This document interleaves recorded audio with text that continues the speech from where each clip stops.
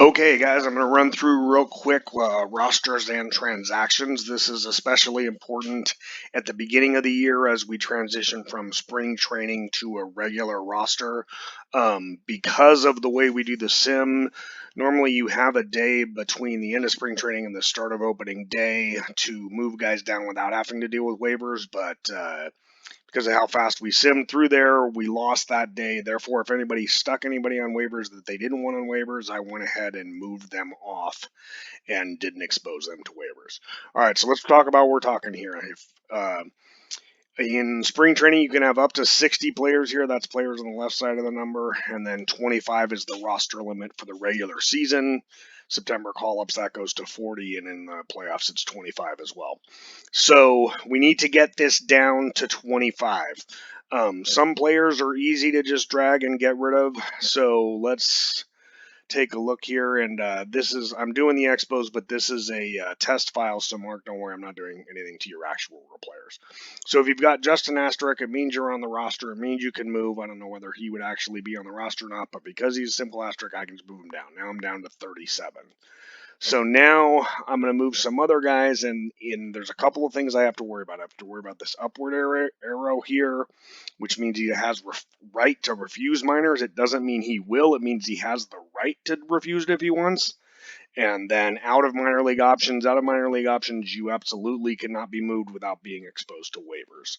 So let's first try to take a guy who has the right to refuse and see what happens. So Tim Flannery, what do you think? He's like, that's fine. I'm a coach third base, don't care. Omar Vizquel, again, I'm not really doing this thing. He's like, nope, I don't want to be sent down. So what we have to do here is if we absolutely needed to send him down in order to get under the roster limit, we'd right-click, transactions, waiver, designate player for assignment.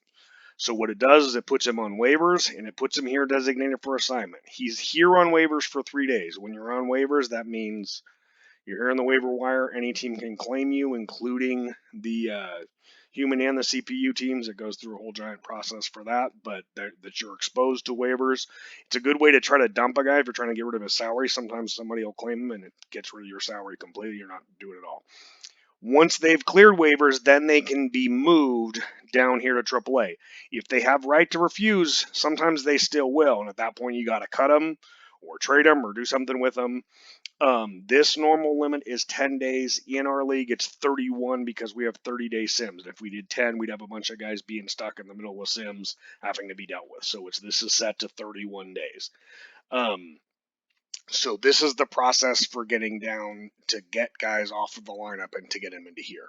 Now, if we have, I know who has one. Boston has one. There's guys that are out of. Maybe I already did them. I'm going to find somebody who's out of minor league options. So it's usually a mid-age guy, right here, Willie Hernandez. He is out of minor league options. He has the plus. He actually has the plus and he can refuse. But if I try to send him down, it says he's out of options. So in order for me to send him down, same thing.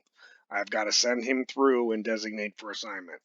The process for putting him on waivers and send for assignment is the same. The difference is if he's just out of options and he clears here, when you go from there, he'll always go. If he's refuses and you put him here and then he clears and then you try to go, sometimes he will go. But no matter what, you got to be able to get under this roster limit here. It's also, you put guys on the DL, it does it. There's lots of different ways to do it, but it's all very particular with how it is, and you don't really want to expose guys to waivers if you can help it, unless you're trying to. If you're trying to claim a guy on waivers, you go on here, hey, look, I want Omar Vizquel. I'm going to go, well, I can't do it because I am Montreal, so I have to do a different guy. So, William is transaction. I'm going to claim him, and it says my claim's been accepted, but he has to complete the waiver process, and if somebody who has a higher claim gets him ahead of time, they will get him. So, this is usually not a lot of talent here sometimes, especially if you need a specific position for a short term or something. Sometimes you'll find some short term fix. There's a lot more players here now than there is during the season because every team in the league has to go through the process of getting down to 25. So that's the basics for rosters and waivers and all that.